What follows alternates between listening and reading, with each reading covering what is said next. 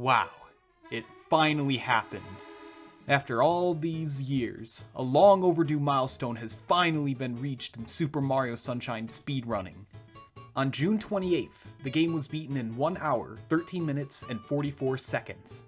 The first time the fabled 1 hour, 14-minute barrier had been broken.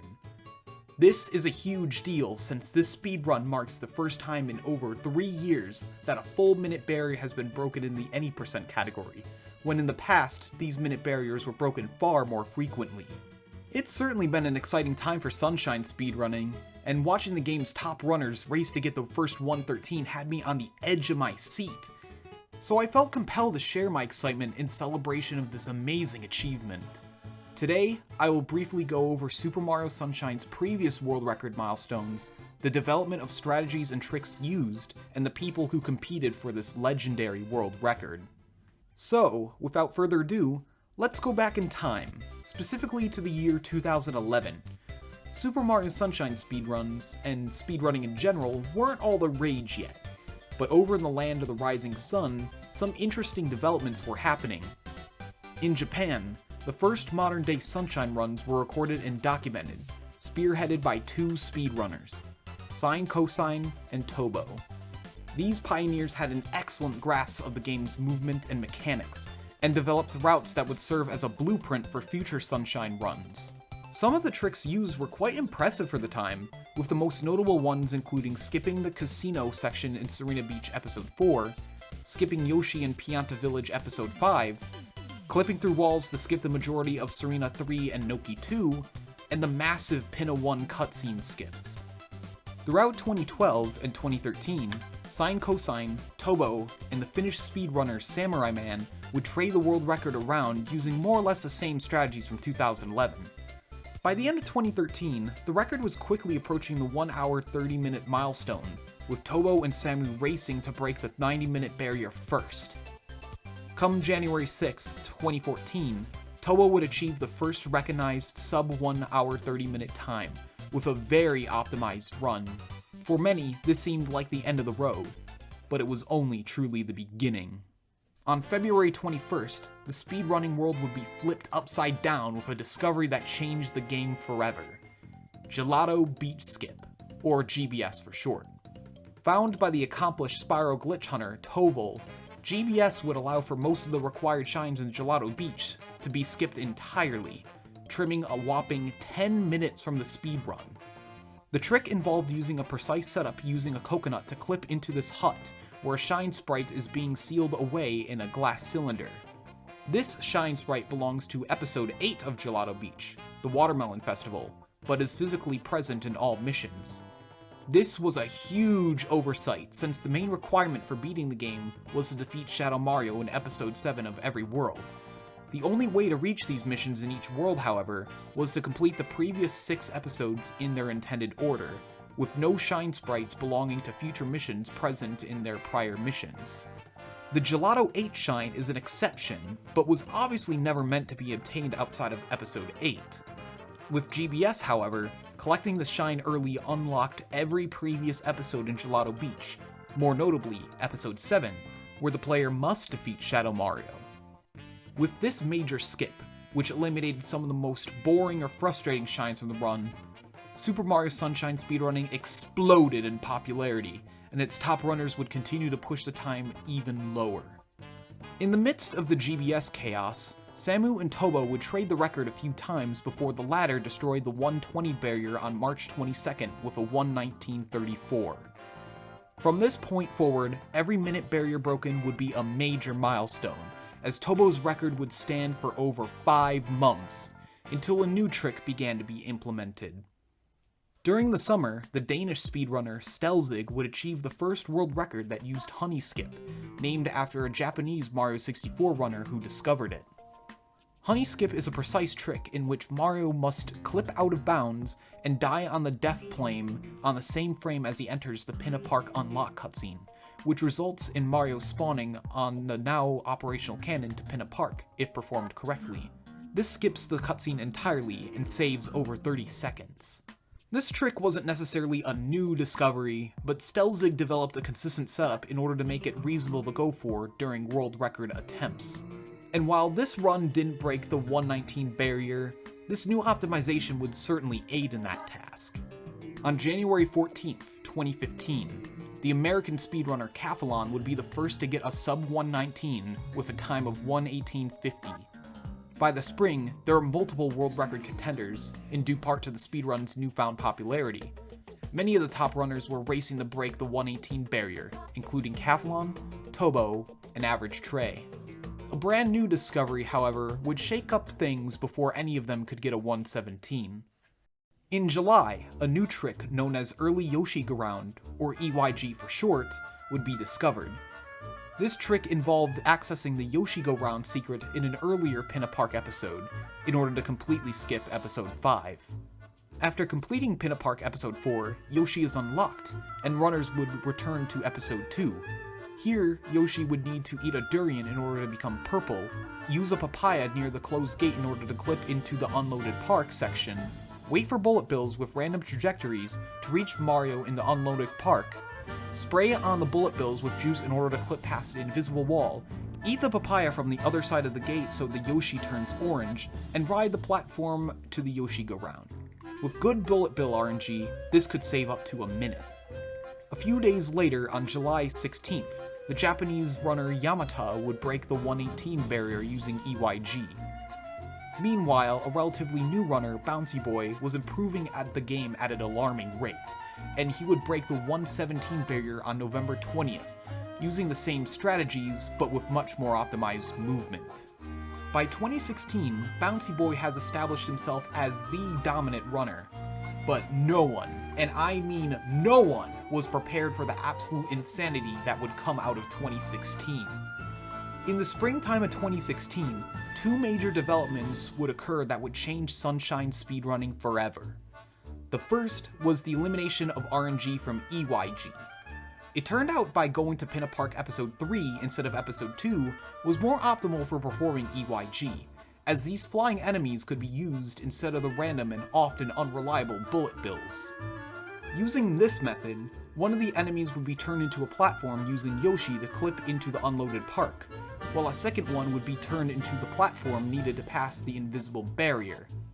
This would make EYG much more consistent, which also aided in the second major development of the spring, the rise of Dede, the greatest Mario Sunshine speedrunner of all time.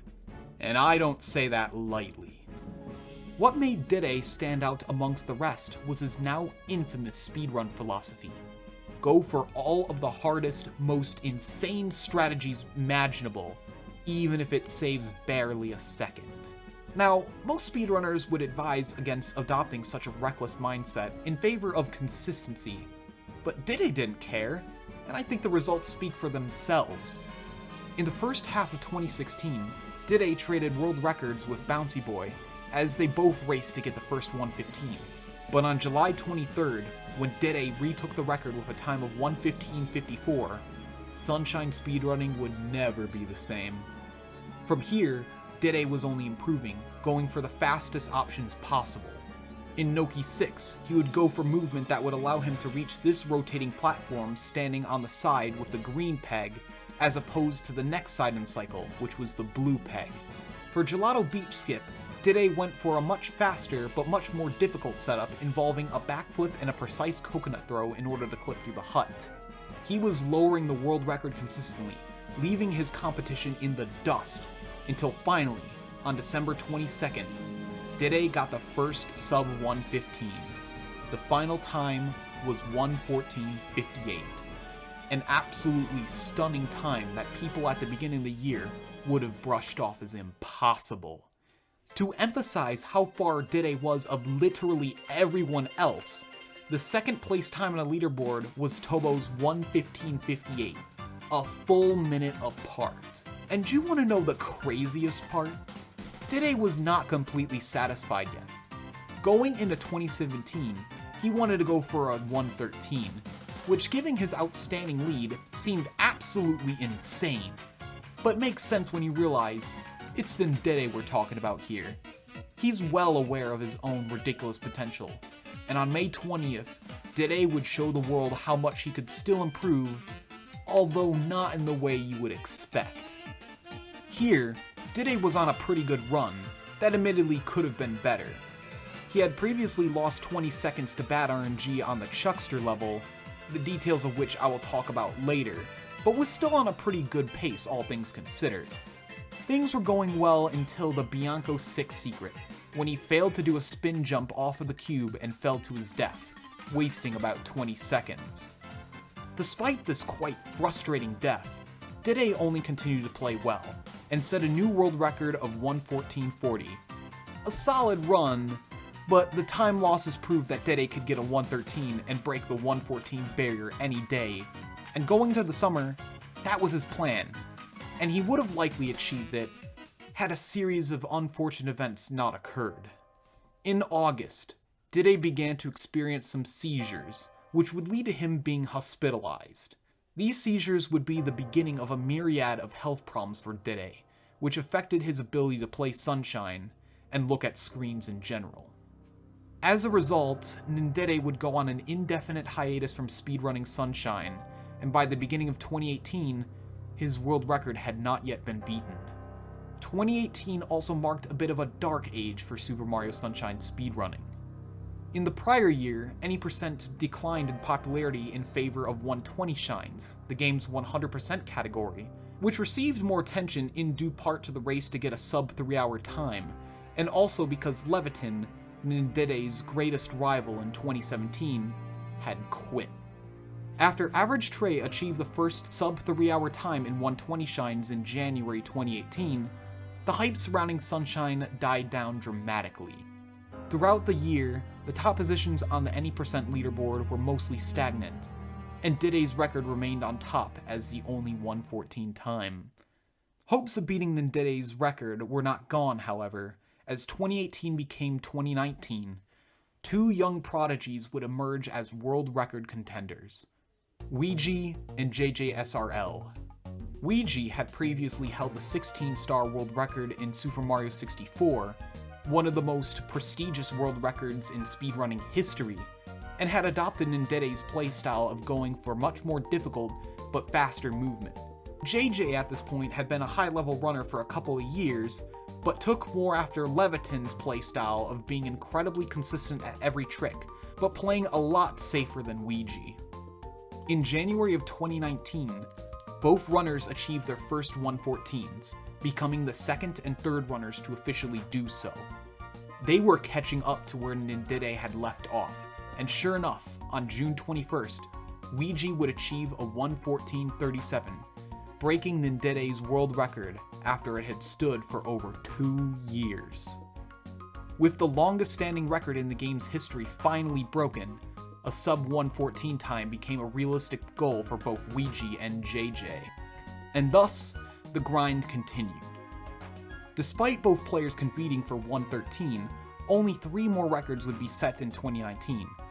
JJ achieved his first world record on September 15th, which was also the first run to use a faster, yet more difficult method for EYG, using precise movement with Yoshi to clip into the unloaded park and luring only one flying enemy to use as a platform.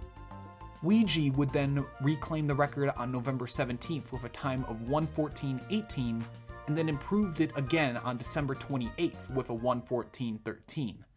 The 1:13 was so close yet so far. The only thing preventing these runners from achieving this elusive milestone was a frustrating element known as RNG.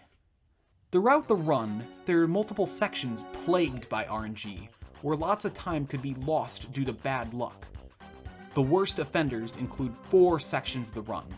The first is in Bianco 5 during the Petey Piranha rematch. Here, Petey will fly around the village using predetermined paths, whereas movement along these paths are random. Shown on this diagram, Petey always starts at this point here, a red dot, which represents a fork of the road where Petey can take one of a few paths. The blue spots represent spots where Petey can be shot down, and after taking damage, will choose a path to follow from that spot, although he will not travel back down a path he just came from. The difference between a slow pattern and a fast pattern can be as long as a minute, and that's not all. While he's grounded, Petey can randomly choose to attack with a tornado, which loses about 3 seconds each. Runners will often reset here if the pattern is absolutely awful, but thankfully, this is near the beginning of the run. Secondly, we have Pianta 5, the infamous Chuckster level. At the very end, the last Chuckster walks around this platform in a circle and will randomly stop at certain intervals. With good movement, top runners have about a 1 in 5 chance to catch the Chuckster and reach the Shine Sprite before he moves too far away, making this early cycle save 20 seconds over missing it. Thirdly, we have the Manta fight in Serena 1, where the Manta divides into smaller pieces when sprayed with Flood, until the smaller Mantas get killed by the water. The small Mantas travel in random directions, and if the player is super unlucky, can get bounced around by them, like a pinball, which can waste a lot of time. After most of the smaller Mantas are eliminated, however, they begin to home in on Mario, so luck is less of a frustration in the second phase of the fight. And finally, we have a literal slot machine in the form of King Boo. Here, getting all fruits on the slots allows for King Boo to get damaged by throwing a hot pepper at his tongue, and then by any regular fruit. The first cycle is always guaranteed to be all fruit, while the next is always junk. Ideally, after a junk cycle, you would want fruit, so perfect RNG would result in a 5-cycle fight, and any consecutive junk cycles are known as extra cycles and waste about 7 seconds each. As you can see, RNG can act as a frustrating barrier to big milestones. Bad RNG is what prevented Bounty Boy from getting a 115 before in Dede, and is the reason Dede's infamous 114.40 wasn't 20 seconds faster. So why am I just now bringing up RNG this late in the video? Well, getting a 113 heavily relied on getting good or decent RNG more than any other previous milestone. Not only would the best runners need to play consistently well throughout an increasingly difficult speed run, but would also need to not get bad RNG. Really good RNG isn't even necessary, just not getting screwed over is fine. Missing early cycle and losing additional time to RNG can crush any promising run. But I'll be damned if I didn't say it made the race for 113 all the more exciting. To make things even more exciting, by 2020, Dede had finally returned after a long hiatus, having recovered from his health problems, and was ready to return to the grind once more. 2020 also saw the rise of a relative newcomer, Guy2308, as a serious world record contender, and finally, after years of heated debates and arguments, 2 new timing methods were approved for the leaderboards so runners could no longer have to endure the long, unskippable cutscenes at the very start of the run. With the new ruling in place, Ouija, JJ, Guy, and Dede were all more motivated than ever to break the 114 barrier. The race for 113 was on, and here's how it went. In March, the top 4 runners were grinding away, but none of them could improve their times, whether it be due to bad PD patterns or human error. Unfazed, the top runners were very determined to get 113, and in April, the hard work was beginning to pay off. On April 2nd, JJ set a new personal best, but missed early cycle in the Chuckster level, losing 20 seconds. Final time, 1:14:16. On April 6th, Dede set a new personal best for the first time in almost 3 years, with major mistakes, such as falling down in Pinna 3 and in Noki 6. 3 days later, he would then improve by another 10 seconds, saving time using an incredibly precise spam spray quick kill on Shadow Mario in Noki 7, but lost time due to bad Manta RNG and a death in Serena 2.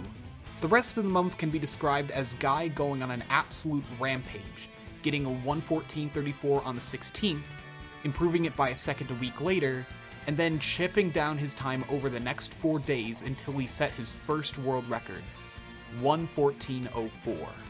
Towards the end of May, JJ received a 1:14:08, which had bad PD RNG, and he nearly died in Pianta 3.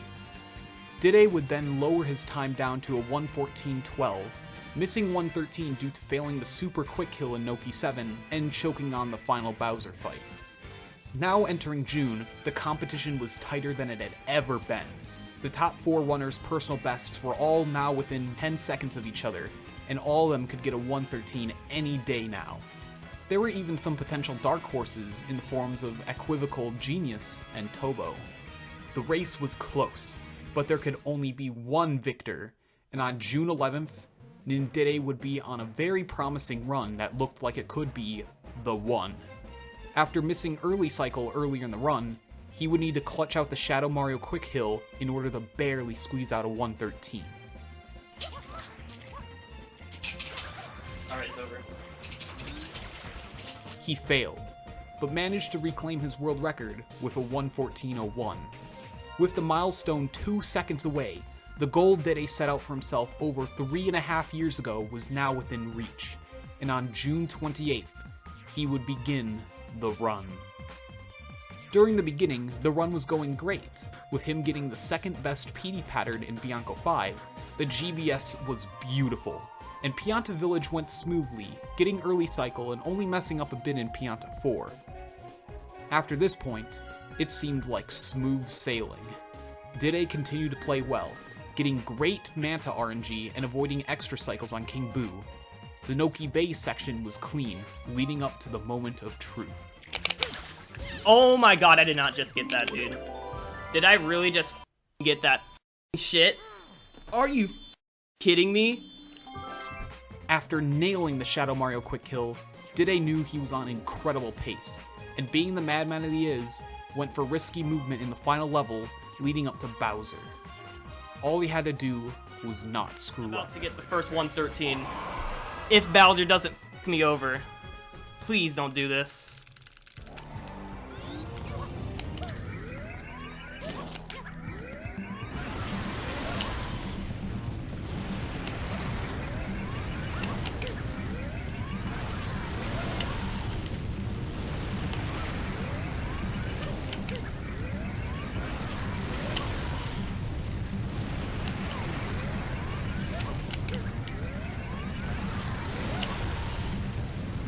Not today. We just did that shit, dude. 113.44? Are you kidding me? And with that, an era of Super Mario Sunshine speedrunning had finally ended. The race for 113 was over. Dede didn't just set a new milestone, but absolutely crushed his old record. As of this video's release, the record still stands at 113.44. Following this, Dede's rivals seem to have taken a break. The king of Mario Sunshine was back once again. Now, some of you may be thinking, what's next for Super Mario Sunshine any percent? Is the category dead? Is 112 even possible? Well, while it may seem crazy, Dede is actually setting out to grind for sub 113. After he returned from his long hiatus, he never stopped trying to practice new movement, and like any great speedrunner, recognizes there's still improvements to be made. In fact, 112 may even happen sooner than you think. Last month, Dede was on pace for a 113.10 going to Noki 6, with worse RNG than his world record. Unfortunately, he would lose the run, but he isn't giving up anytime soon, and I'm excited to see how far this champion can lower his record. If you enjoyed this week's video, be sure to like and subscribe to help out the channel, and stay up to date with my new uploads. Be sure to also follow and check out these awesome Sunshine Runners. Links to their streams in the description below. Thank you all so much for watching, and remember to shoot for the moon.